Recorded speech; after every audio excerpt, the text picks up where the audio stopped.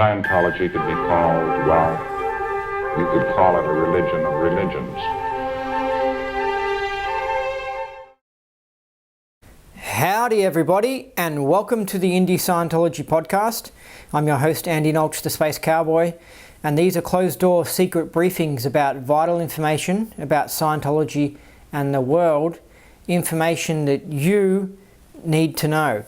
And today's briefing is very important information. It's part three of my briefing about L Ron Hubbard and him being a potential intelligence agent of some government organization. And remember, that government's very big, isn't it? The government is just a huge word to describe heaps and heaps of things.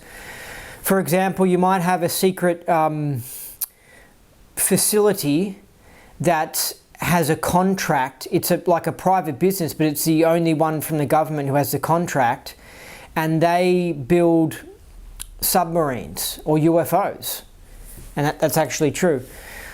They build those sort of things. Anyway, so they have a secret contract, and they're like a corporation, and they're a private business, and they don't have to follow the rules of the government, and they can keep secrets from people.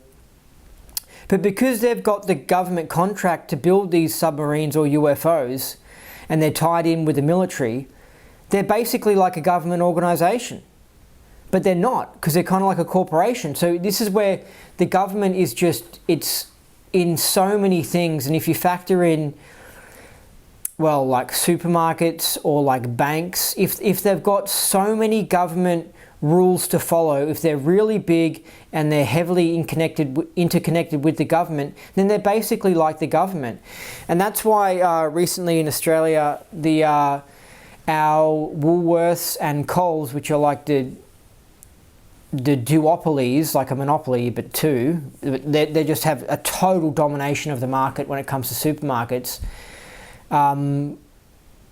Like really, I mean that. It's not like Walmart, because you go to America and there's a bit more variety, but well, there's actually a lot more variety, but Australia is just like everywhere, Coles and Woolworths.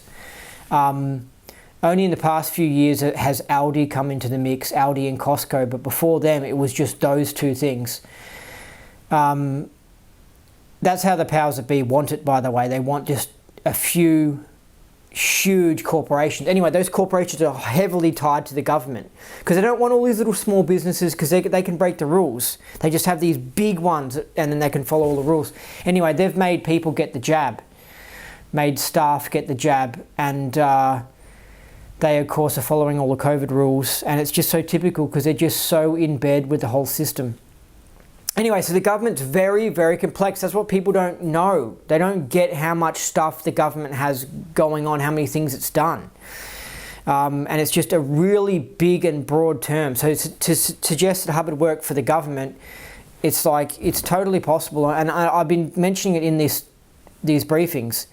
And so now I'm up to part 3 now. So that's how much stuff I have to go over in order to convince you that Hubbard worked for the government. And that's just what I think.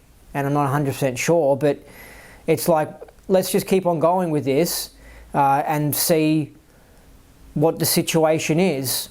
Because it's just such deep, there's certain things. I'm going to do another briefing I'm going to do one briefing on just essential information about Scientology and Hubbard that you need to know. Because there are stuff that's kept secret from Scientologists.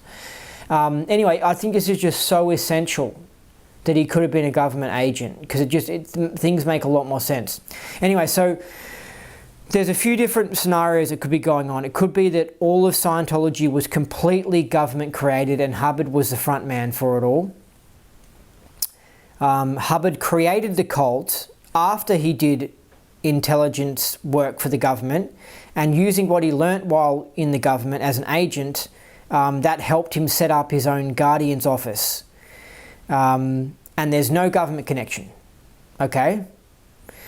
The next option is LRH created all of Scientology, but offered services here and there to some government agencies with his GO. So, 50 grand, we'll go and do some of those things and stuff. and he like some contract services and stuff like that.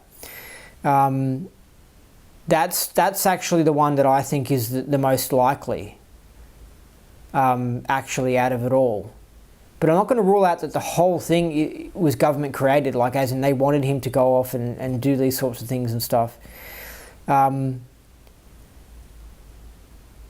But no, I do think it's most likely that LRH created it all, and he used what he learnt while he was in World War II and while he was a Naval Intelligence officer.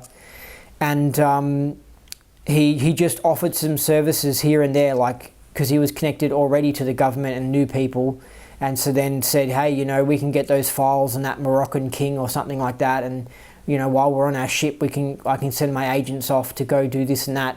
And they were doing these little sneaky things, but overall the ship was doing Scientology and stuff, but there was a little small group that were using the Scientology cover to go and do ops.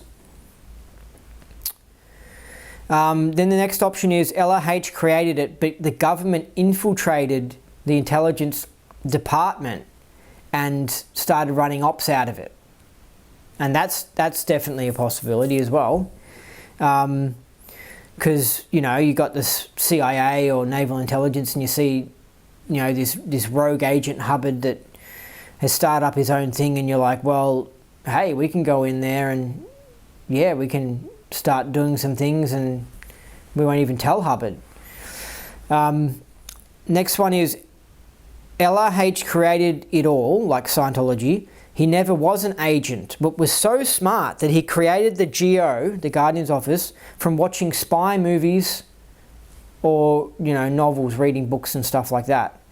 And that's how the GO got to be so successful. I think that's ridiculous because I just think it was too successful, the GO. To me, it just reeks of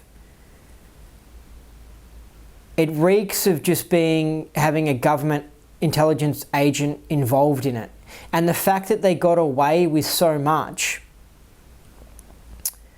like Hubbard, did he spend any time in jail? You know what I mean? Like, how did he get away with that? I mean, I got in trouble for some court case because I wrote a Google review on someone, a lawyer. I mean, what the hell, just writing a Google review, and it wasn't anything ridiculous. I just said, this lawyer's bad, don't go to him. Like, I didn't say any conspiracy theory or anything wild, and I got in trouble. Like, what I know these days things are crazier, but they were a lot more rational back then. But I just don't think Hubbard could get away with what he got away with. I mean, it's like he was being protected, or his group was being protected. So like I said, what I think so far is that the most obvious is that LRH created it, and he used his knowledge as a intelligence officer, and he offered services here and there for some different groups, whether it's the Mafia or Naval Intelligence or CIA or British Intelligence. And another theory as well on top of this is that Hubbard was, because I mentioned CIA, Naval Intelligence, there's also British Intelligence, which is I think MI6. And so he could have been an agent for either of them. Personally, I think it was Naval Intelligence that just got hired to do some stuff for the CIA. And that's why this is so complex with all these government departments, because you can have someone from another government department, but then they're sent on a mission into this other department. And it's just such a big thing. So anyway, they're the different options. There's about 5 of them I wrote down. Now I'm going to continue here with the reasons why Hubbard could have been a government agent. Now, Arnie Lerma, I've got to look into Arnie Lerma, but he seemed to have gotten assassinated, and I don't fully know what happened with Arnie Lerma, but did he catch on to the truth? Was he exposing the truth about Hubbard and the government? Like, it seemed, I don't fully know what went on there, but that's just, I don't get what was going on. Why would they assassinate him? Because something really strange went on with Arnie Lerma. It seems like he got assassinated, and he was like a well-known Scientology hater or something, but I think there might be some truth there. And maybe he didn't follow the agenda of the anti-Scientology group, because the anti-Scientology group is potentially infiltrated by the government, who are trying to cover up the truth about Hubbard. So if he was like being a rebel in the anti-Scientology group movement, and he wasn't towing the line that it's all a crazy cult and it's all just Hubbard who did it, you know, maybe that's why he got knocked off or something. But anyway, someone else can look into that. I should look into that, but I don't have time. But I'll ask Scott Gordon about it. He might have some answers. And speaking of Scott Gordon, there's a guy called Mike McClary who used to actually, I think, work in the Guardian's office, or Office of Special Affairs. And he seemed to have had some assassination attempt on him, and he seemed to have copped some heat, intelligence activities wise, you know. And he's written a book about the connection between Hubbard being an agent, I guess the truth about Hubbard being an agent. So, you know, he's not just being a typical Scientology hater. He's he's catching on to the real truth, and then they have to, you know, apparently they shot out a tire on his car or something like that to give him a hard time, or Scott Gordon knows about it, but there's something there as well, like the Arnie Lerma situation, and Mike McClary might have really caught on to the truth about Hubbard being an agent. But these I know that these aren't the strongest reasons, but the thing is that this is why I'm doing such a long briefing series, because there's so many little clues. Like, let's say with 9/11, you're not going to see some written document from Donald Rumsfeld that says, yep, 2 p.m, make the planes smash into the buildings, blah, blah, signed, blah, blah, blah, blah, blah, Donald Rumsfeld. Like, it's not going to be that, it's not that obvious. They're not stupid like that. They don't leave evidence for their crime. So you have to just put together all these little clues and look at the whole situation and go, oh yeah, this looks like the government did 9/11. Whoa, look at this, you know? So when it comes to this Hubbard being a government agent, we're doing a similar thing. We're laying out all the reasons. And the only smoking gun I've found is this situation with the Morocco king assassination. The attempt to kill the Moroccan king. That's the only thing where I was like, whoa, this is enough for me to say he's an agent. And I'll get onto that. But I'll probably have to do a part 4. So the CIA and other government departments used psychics. And Scientology potentially could be a place where they were trying to find people who had these abilities. And because someone with these sort of abilities in Scientology, word would get out. And so the government could have used this as like a scouting ground for talented psychics, because when these talented psychics are just for intelligence ops, they are just gold. They are the most useful thing you could ever think of. They are so handy. And I know, because you could say, an amateur intelligence officer. Like, I analyze all this information and look into things and try and work out the truth about situations. Not that different to what people in the actual government really do, you know, except they just get paid for it and they can spend more time on it.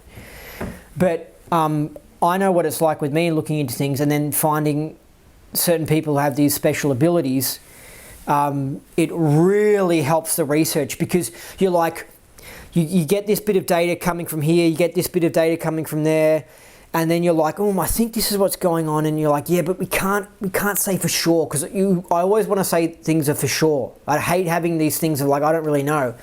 So, because I'm not one of those people who can just spout shit without actually knowing. Everything I say is like, really, I've fact-checked it, okay? I haven't just done some little investigation and said, oh, this is the truth. It's just like, no, I've really looked into it. So you have a bunch of things that you've got like on the burner that are just sitting on the fence. You're like, oh, I think this is what's going on there. I don't really know, but I think this is what's going on, but I just don't know. And then up comes psychic data, and you get psychic data, and it comes from a psychic who doesn't know anything about that thing, that conspiracy, yet they confirm what your other research has said, and you're like, yes, slam dunk, that's the truth, we know now. Because why the hell would this psychic know anything about that? You know what I mean? They've proven that they're a talented psychic, and they're backing up our other data. So it's like, hell yeah. So it's so handy, because otherwise you'd just be like, well, I'm not going to make videos and spew shit that's just all a theory. But you have all these theories, like, oh, this theory, this theory, this theory, this theory. And if you come across a good psychic, he can tick off your list of things, and you can go, well, that's no longer a theory. No, that's a fact. No, that's a fact. And you can cut through it all, you know, and it's really handy. So, yeah, psychics is just, it's so handy for intelligence work. It's so good. Otherwise they have to do all this whole James Bond thing when you go into things, and look how much work is in the James Bond thing. It's so much easier with the psychic stuff. So anyway, that's a possibility that the CIA or one of these government agencies were using Scientology, and they wanted to help Scientology as a movement to continue going on, and possibly created it so that then they could collect the top psychics from it. You know, people like Ingo Swann and stuff is a classic example, but he could have been already in the Navy prior to joining Scientology. I'm not totally sure. So yeah, but Ingo Swann's a pretty good example, and the fact that it's Navy and Hubbard was in Naval Intelligence, it all is starting to make sense. L Ron Hubbard travelled a lot in his life, and that's a big indicator of someone being an intelligence agent. Let's use James Bond as an example. I mean, what's all the stuff? What about Mission Impossible with Tom Cruise? That's like an American rip-off of James Bond, basically. And they made a big success of it, but it is clearly a copy of James Bond, right?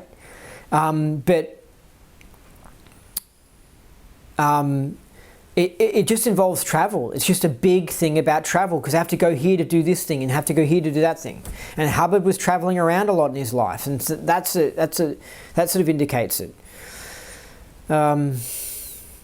Indicates that he was doing espionage work. LRH could drive boats. Well, I don't even know if that's the right word for driving boats, whatever. I don't know if that's what you call it, but sailing boats or whatever. He was sailing boats a lot, and he could fly a glider, and he was competent, and he had a huge vocabulary. So he obviously exposed himself to a lot of different things, and that to me indicates that it connects up with the traveling around and doing lots of different things, and it sort of ties up with the being a spy, because you do lots of different things while you're a spy, you know.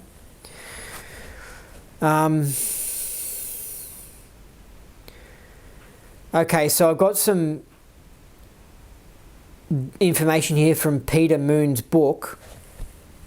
I'm going to read it out because it's really interesting, because Peter Moon's written a book about Scientology, and in the last part of it he started to go into more of the theories about Hubbard being an intelligence agent.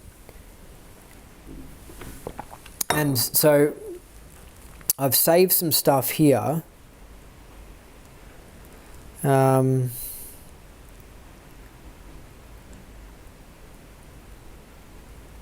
So I'm not totally sure which one I was referring to.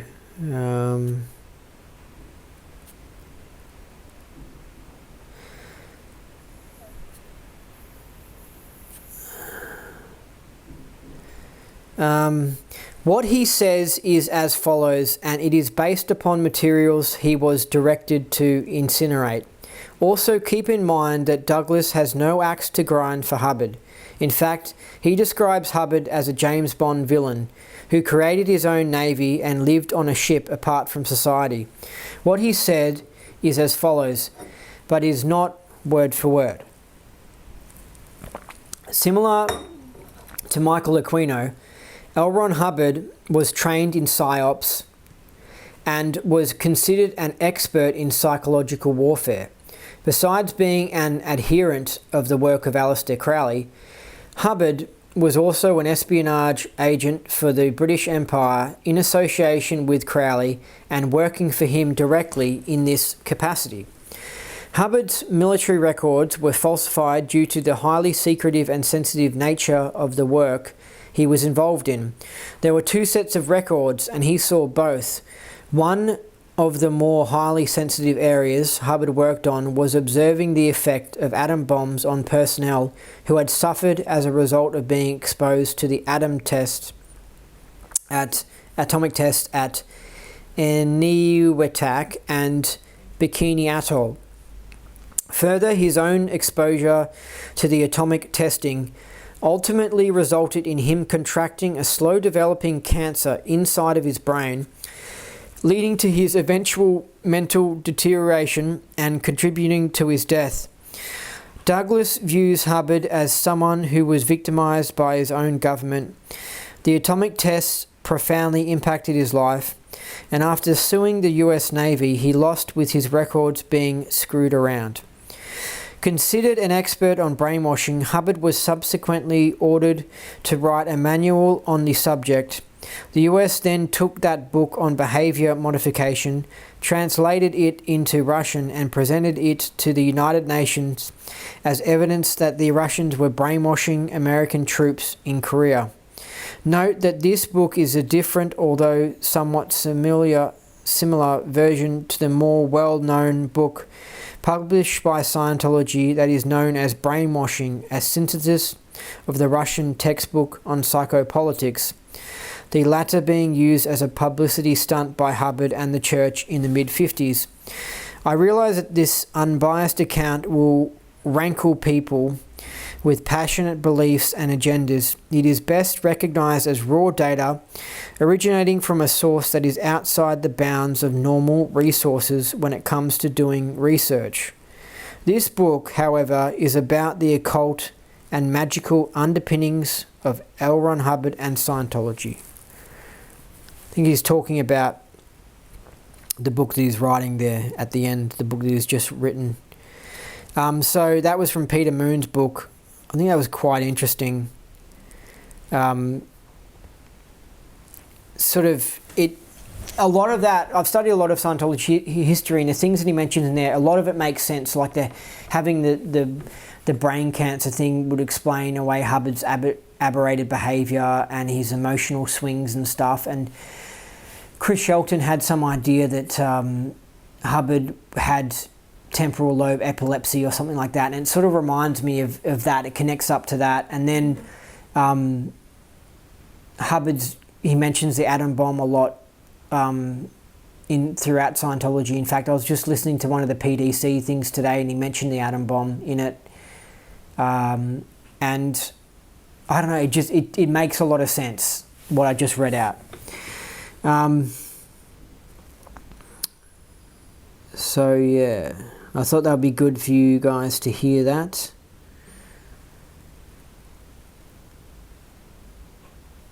The Explorers Club, which Hubbard was involved with, would be a perfect front for intelligence activities, wouldn't it? So you're in this Explorers Club and you go around exploring. It's just these sailors that explore, and it's just a good front for an intelligence ops. LRH had deep knowledge of how to do intelligence ops, and it's just clear in the fiction books he's written and in the Scientology stuff and the way he went about things. I mean, he knew stuff.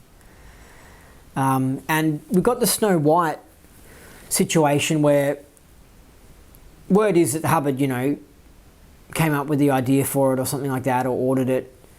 There's not paperwork for it though, and so the Scientology haters will say, they don't like conspiracies and stuff, and they go, we need absolute facts for things and blah, blah, blah. But when it comes to Hubbard, it's like, yeah, he did that, you know what I mean? And it's like, well, where's the specific written facts for it? Do you know what I mean? Like, I agree, you should entertain conspiracy theories, and I reckon Hubbard ordered it for sure, but I just don't like how they're not consistent in the way they approach things. Because if they're skeptical, then they should be skeptical that Hubbard ordered Snow White. Do you know what I mean? Like, they should be like, well, where's the written record of it? We need written record for everything. We don't have written records of the government doing 9/11. So 9/11 didn't happen. It wasn't done by the government. So with the Hubbard situation, You know, we need a written record before we believe it. And actually that's why, anyway, that's why skeptics are a frustrating group of people, because they're not logically consistent. Like they'll jump to conclude, if it's someone who they personally don't like, then they'll jump to conclusions or whatever. But when it comes to other things, they're like, no, there's not enough evidence for that. No, there's no depopulation program, blah, blah, blah. We don't have the written documents. Where's the evidence? Where's the hard evidence? Well, where's the hard evidence for Hubbard ordering Snow White? Anyway, but it's pretty obvious Hubbard did do Snow White. But it shows how we can do things and there can be no written record of it. You see what I mean? Because he could do intelligence ops correctly. He could do them well. And that's how you do them. And so it makes you think, well, how many other things did he do that there's no written record for? And the fact that he managed to keep the Crowley connection to Scientology, like his beliefs in Crowleyism, so well hidden from Scientologists. Are there other things that he kept well hidden? Do you know what I mean? It shows that he can keep a secret. Because there's this idea that Hubbard was just this crazy dude and who could never keep a secret or something like that. And he couldn't keep a big secret that he was a government agent. But he managed to keep the stuff that he was into Crowleyism secret, which is true in case someone listening to this doesn't know. And when I first heard that, that to me was a conspiracy theory. Like, was Hubbard a Thelemite or whatever, and then I looked into it and I was just like, no, all these dots are connecting, it all makes total sense. Yeah, he's into Crowley stuff. And so when it comes to the government agent thing, he kept the Crowley stuff secret from us.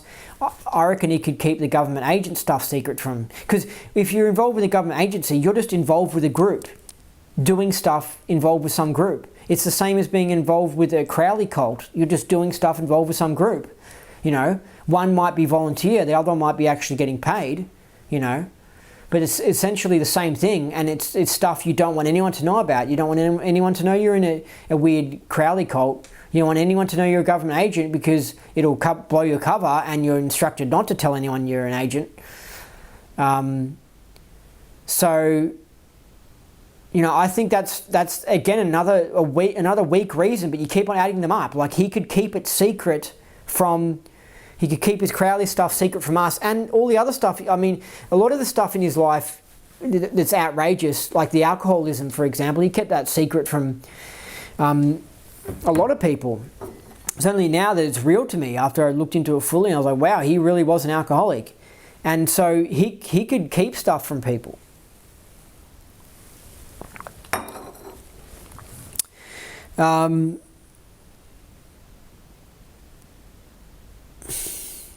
Scientology is a perfect cover for an intelligence operation. That says it all. I just think it's a fantastic cover. Like you're going in and doing stuff and it appears that it's just a Scientology ship or whatever. But he confused it by saying it was Operation Transport Liaison. And it sounds so fake and ridiculous. It's just like, so people don't think, oh, is it the CIA? Like they start thinking it's Scientology. Do you know what I mean? Because it's like, well, they're not Operation Transport Liaison. It just muddles everything and confuses it. So people go, yeah, they're really Scientologists. Because when they were going around on the Apollo ship, they couldn't just rock up to a place and say, hey, we're Scientologists. And when they go on the shore and talk to the locals, they couldn't be like, yeah, I'm a Scientologist.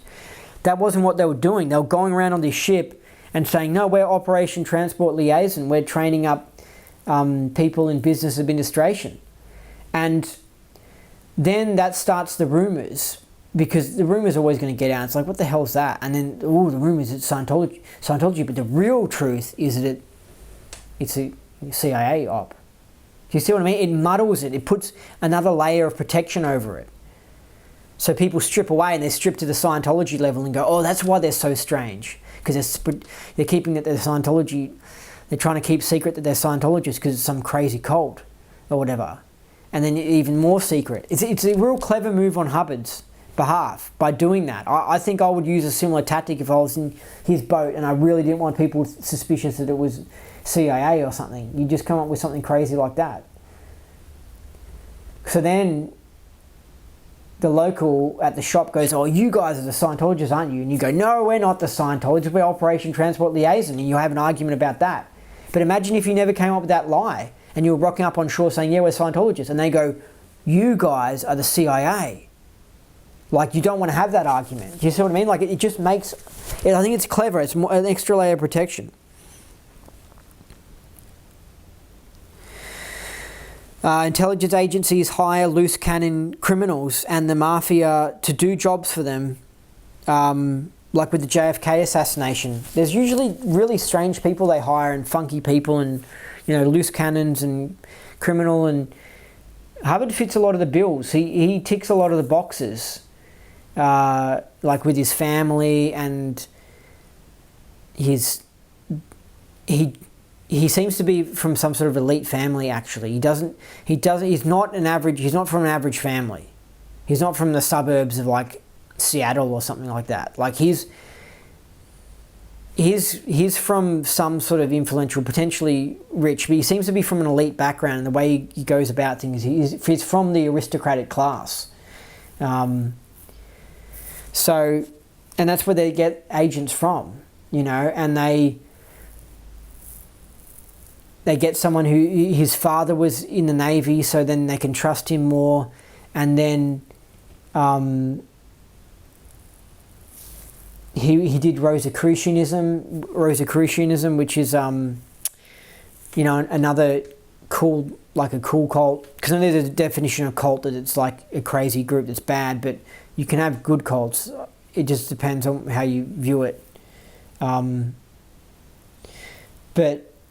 Rosicrucianism's pretty cool, and Hubbard studied that. We know he studied that. And so he just ticks the boxes of qualification to get into an intelligence agency. He wasn't an average dude from the suburbs of Albuquerque who was like a pool cleaner who as a hobby did lawn bowls. That person, you'd be like, how the hell did that person ever get into an intelligence agency and rise up through the ranks? Because it's just a nobody. Do you know what I mean? So, yeah.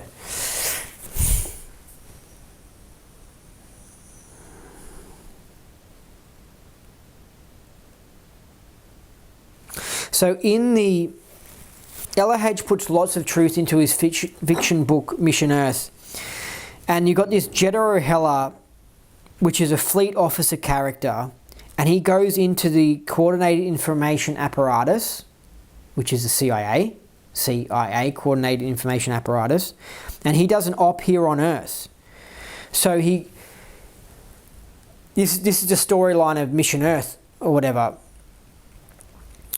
So he's from the fleet thingo, and then they go into the CIA. He does a mission for them and works for them, and in the storyline, and that to me is almost like Hubbard telling the truth about his life. Like, he was a naval intelligence guy, a guy from the Navy, and then he did some things in the CIA for hire, but he was never really in the CIA. But while he was doing those missions, he was in the CIA, and that's just so interesting because it backs up. I know it's just in a fiction story, that idea, but so many things in that story are true. But it backs up what we see in the evidence. Is it does appear that he was naval intelligence and he was doing something for the CIA, and it relates to the Moroccan king. And this is why the Apollo was getting accused of being CIA and stuff like that. But I got to get on to. I should have mentioned the Morocco thing from the start of these briefings and the full details of the Morocco King assassination situation, because then you might have actually gone, wow, he's actually onto something. Hubbard really might have been an agent, and then really listened on. But maybe now you've just been hearing all these weak reasons, so you're just thinking, nah, he's not. But just wait till I get onto the Morocco King thing, because that's our smoking gun.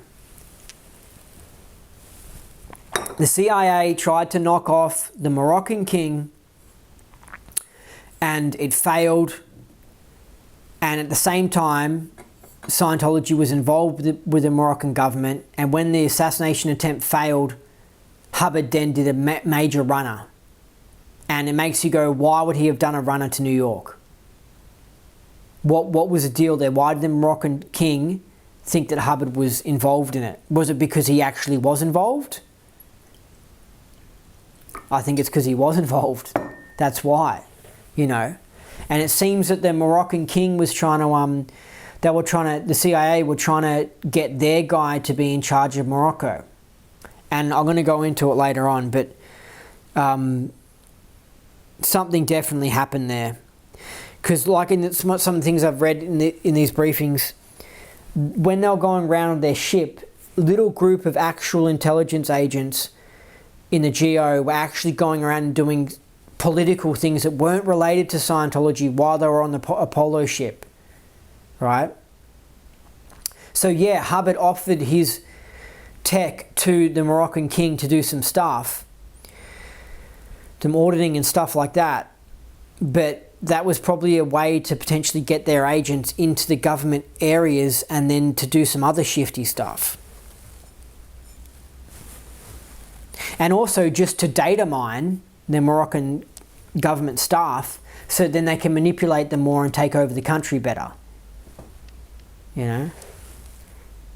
See, the Moroccan king, if he was still alive now, we could go and talk to him and say, why the hell did, after this they tried to kill you, why did you at the same time then kick the Scientologists out of the country and stuff? What happened with that? You know? Or why did, and then, anyway, he might go, yeah, because my intelligence agency found out that Hubbard damn well was part of the CIA and was assisting them with the assassination.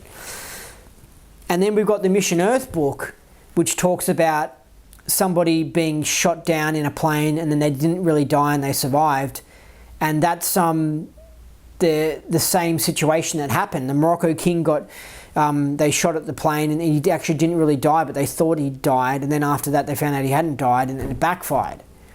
And it's just similar to the Mission Earth story. And it's like Hubbard knew what really happened. That's why he freaking well fled and went into hiding for 8 months in New York City. You know, and all these dumb Scientologists who don't really know what's going on are just like, oh, there was some drama with the Morocco government. Now Hubbard's off in hiding. Oh, that Hubbard is so kooky and he's so retarded. Oh yeah, look at him. He's just, what a retard. They just, wherever the Apollo ship goes, they just stuff everything up because those Scientologists are just idiots. And they're, oh, what dumbasses. And all the port flaps means that the governments were real pissed off with them because the port flaps and the silly things. And it's like, they view it in all such a simple way and they don't really know the deepness about what was actually going on with Hubbard and the Apollo ship.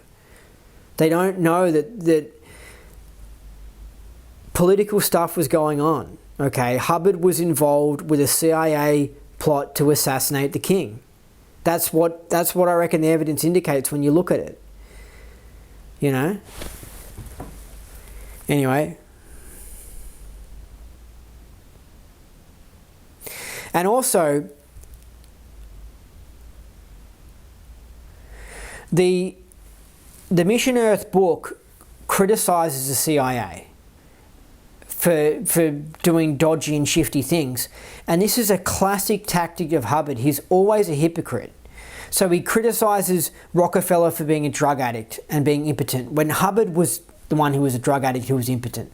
And Rockefeller might have been a drug addict and impotent as well, but it's like he just time and time again, he criticizes alcoholics, he criticizes people who take LSD, he criticizes all these other people for things that he's doing.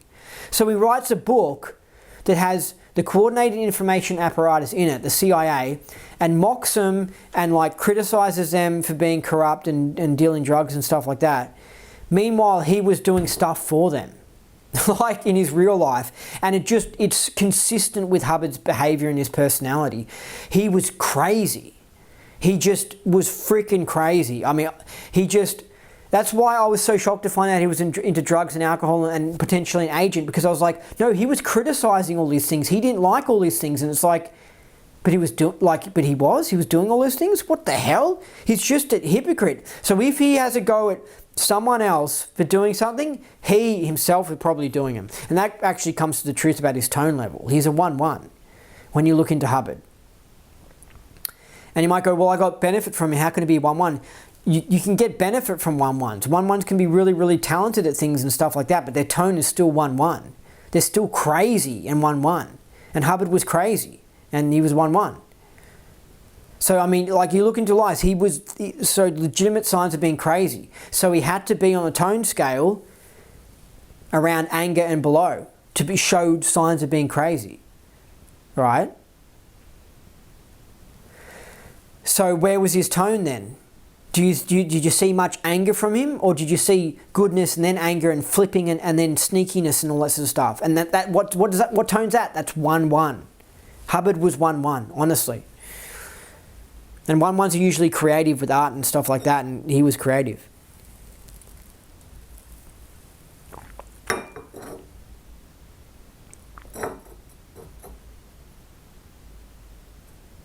So what he does is, and other people do this, is they criticize something so that you would never think that they were in that thing. So he criticizes the CIA, and then you'd think, well, he wouldn't be doing that. It's like if you live with someone who's 1-1 or shifty and they go, oh, how dare that person steal that thing, and they make a big fuss about stealing when someone stole something while they're watching TV or something.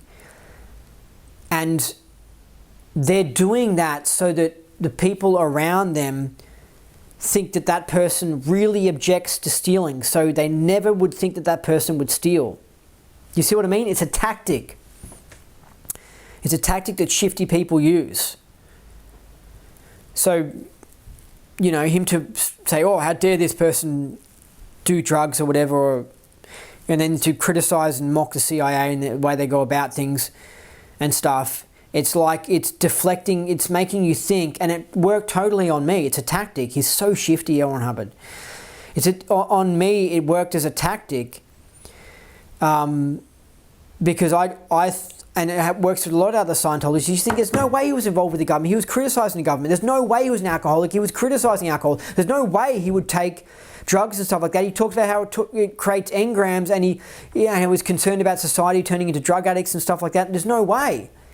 Meanwhile, he was doing those things. And it's like, because he was just fake. He was playing a character.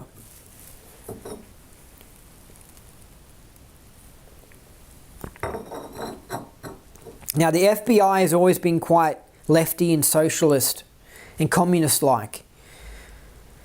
And they were the one who were attacking Scientology.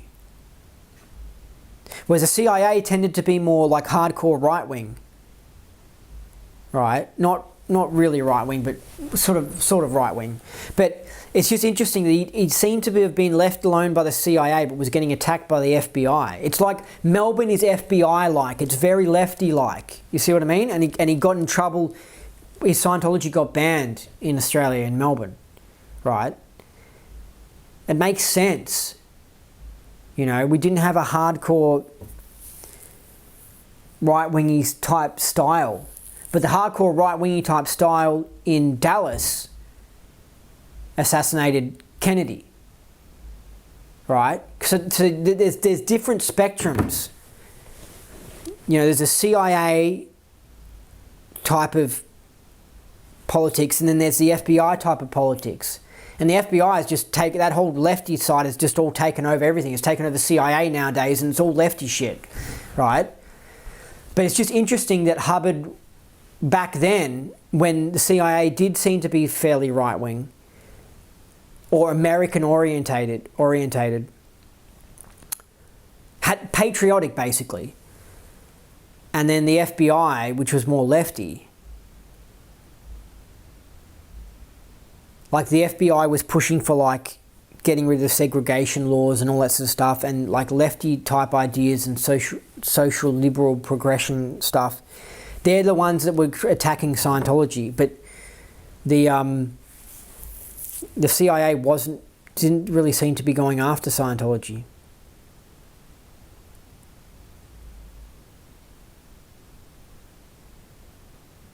So there's the Scientology hater John Attack, and there's also Lawrence Wright, who's Lawrence Wright is an author. He helped make the movie Going Clear, but he's written on other things, and they have said, like with certainty, which I think is outrageous, that Hubbard was not a government agent, right? And these people don't understand conspiracies. They're just not a conspiracy type person. It's like they're missing that part of their brain. They can't spot them. Some people just can't spot conspiracies. Like when I had my court case and my dad was there, and I said to my dad, I'm like, that was so obvious that the judge had already made up their mind. You could just tell the way they were talking and all this sort of stuff. And my dad couldn't see any of that. He was just like, oh, oh, really? Oh, like he just did not have that ability. And I can also tell when someone's lying. There's just little clues that people give away, but everyone's got a different ability to spot things. And people who can't spot conspiracies, they're just missing that part of their brain. They do not have the ability. So of course they wouldn't think Hubbard was a government agent. So don't get persuaded by what these people have to say. They'll never think he's an agent, no matter how much they read. They're missing that part of their brain. Like no matter how much dodginess occurs with the COVID situation, they'll never be able to spot the conspiracy behind it. They will never be able to work out the conspiracy. They just don't have the ability to see it. So these sort of people, I notice that they're usually wrong about things.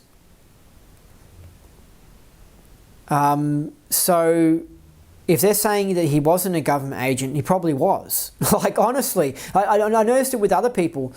Honestly, there's some people I come across in my life where you could almost like flip everything they say and it's correct. It's like they're really missing a part of their brain. In fact, I think it relates to the pineal gland and possibly DMT, which our body creates.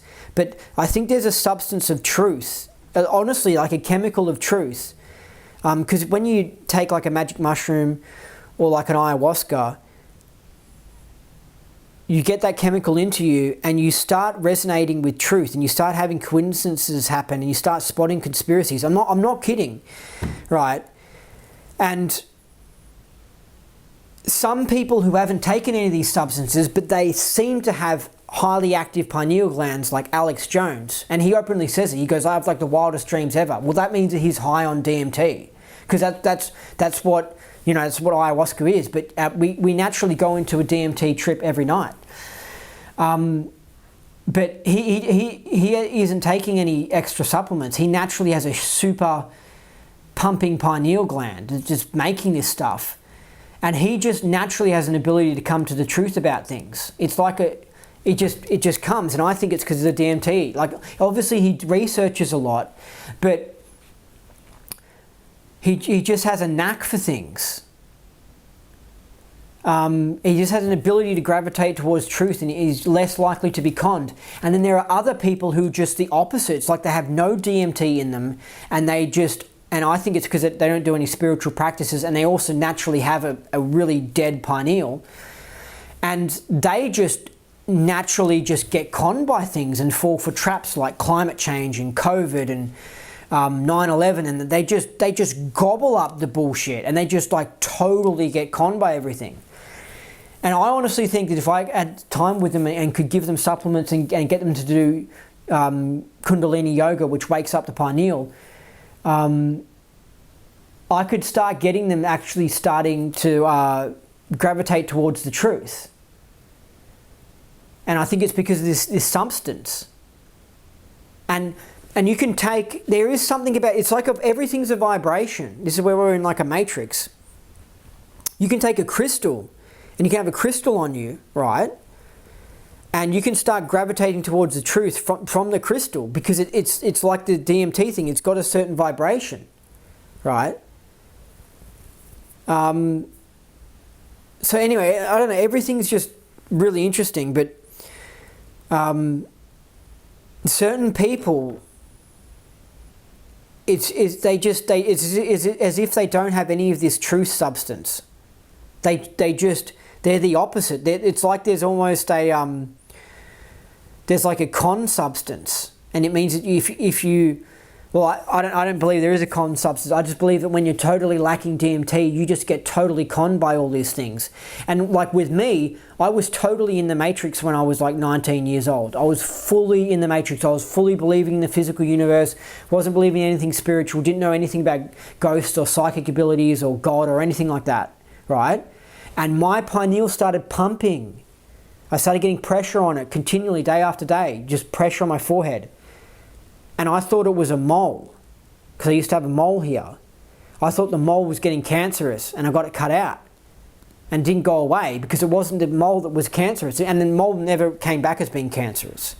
But my mole, when I was 19 years old, something kicked in my DNA or something. My pineal started activating, and I started having unusual psychic things happen. I started gravitating towards the truth. I was at like a restaurant, and the waiter goes, "Oh yeah, the owners of this place are Scientologists." And I was like, "Oh, okay."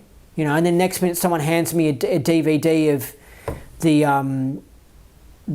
industry of death, the DVD about the psychiatry being evil and stuff like that, made by Scientologists. And then the other day, then the next like month or whatever, someone says something like, "Oh, have you heard this?" And they told, I think, the OT3 story, the wacky alien story. And I was like, what the hell? But that made me go, "Oh, I've got to look into these things." But it sent me on this journey. It's a Kundalini awakening. The Illuminati know about this stuff. They've got exercise as well. They do Kundalini yoga and stuff. I was listening to something by someone who used to be in the Illuminati, and he knows about all this stuff, and I could actually understand what he was saying and was follow along with it. And he talked about, you know, basically about this awakening thing and the pineal and the DMT. Or I don't know if he mentioned DMT, but he mentioned pineal, and just I could just follow along. I knew what he was talking about. I was like, yeah, I'm already like enlightened and awakened and all this sort of stuff. So that's why I could easily, like, someone from the Illuminati could watch these videos, understand what I'm talking about. They know what I'm saying and stuff. Like, you start going on like an adventure. You can do it right now. If you start doing Kundalini yoga exercises every day, or you get some magic mushrooms, or you take ayahuasca once a month or something like that, you can start your own Kundalini awakening, and you'll start having coincidences happen, and you'll start going on some like spiritual journey, and your life will start getting... Okay, so the camera is stuffed up because I've moved stuff around in the house, and I've changed the desk and all that sort of stuff, so it's been a bit... The battery wasn't charged right and stuff. So I'm going to have to go into another part for this briefing about L Ron Hubbard being a government agent. But just to finish up with what I was saying, I was talking about how certain people have this ability to gravitate towards the truth, and it's like they've got more active pineals. And this makes sense why the government would put chemicals like fluoride in the drinking water, because it covers over your pineal, so it stops you from being spiritual. It stops you from being able to think deeply and understand conspiracies. But that's separate. Although fluoride does lower your IQ, some of these people like Lawrence Wright and John Attack can have high IQs, but they're not intelligent. It's different. It's just like... they're not able to spot cons. Like, that's why a lot of people who believe in like climate change and COVID, they can be high IQ people, but it's just high IQ. That's all they've got. They don't have a deeper sort of thing, so they can actually get conned a lot by things. There's a guy in Australia called Dr. Carl, I think, and he's, of course, on the government stations and stuff like that. And this guy, you can ask him a question about anything, and he has something to say about it, and he knows. He's got like an excellent memory. He's got an excellent IQ, but that's it. He is an absolute dumbass when it comes to any sort of conspiracy or really discovering any sort of truth. He can't think deeply. He's like superficially smart, and it's fake. Anyway, so I assume that guy doesn't have a high pineal at all, a strong pineal at all. But anyway, I'm just saying, in life I've noticed there's certain people who just don't have the ability to gravitate towards the truth, and usually the opposite of what they say is actually true. So if these guys are saying that Hubbard wasn't an agent, to me that makes me think they probably more are an agent. Lawrence Wright also, doesn't in his books and sort of stuff, like he just gets tricked by government he gets tricked by conspiracies and stuff like that, and he's not even aware of it. He usually spews the mainline opinion on things, but he also promoted the idea that satanic abuse victims have false memory syndrome. And it's like, Lawrence Wright, no, there are satanistic cults. People are getting satanically abused, okay? Don't promote the false idea that these people have a false memory syndrome and stuff. So that's why this is the type of guy Lawrence Wright is. All right? So, would you trust him when he says that Hubbard wasn't a government agent? No, I wouldn't trust him at all. Like, he doesn't believe that they're satanic abusive victims. Of course they're satanic cults. I mean, what do you think the highest levels of Freemasonry are into? What do you think the Illuminati is into? There's some crazy shit going on out there. There are satanic cults. People have weird spiritual beliefs and stuff. And this actually relates to what I was just mentioning before about this guy who used to be in the Illuminati. He mentioned some stuff that I didn't really know about, but I was suspicious. And he started talking about the higher levels being about the sexual abuse thing and stuff like that, and pedophilia and stuff like that. And it is about a spiritual ritual and stuff. And that's what I thought. I was suspicious. I was like, I don't get this whole pedophile thing. What's going on with this pedophile thing and the satanic abuse? Like, I didn't quite understand it because I don't have any life experience on that. And then when he started mentioning, but I thought it might have something to do with sex magic or some sort of, I thought it would be some spiritual thing, and then it turns out that it is. Okay? So that's what these higher levels of Freemasonry and the Illuminati are into. And somehow you zap the energy out of the kid or something like that, or it's just you build your own universe, and it's an occult spiritual ritual, but it's just really extreme, and it's really for behind closed doors. It's not for public knowledge. Like you got that movie with Eyes Wide Shut, the movie by Stanley Kubrick, and they have those sex scenes and stuff. Well, that's just the nice, cool part of the Illuminati. That was a paganistic sex ritual done, I think, in springtime, or if it wasn't in spring, it probably was on the winter solstice, because it was before Christmas that happens. That happened in a storyline. They do things like that on the solstices and stuff like that. But that's just that's sort of seeing creepy with the creepy music, really good soundtrack. But that's like nothing.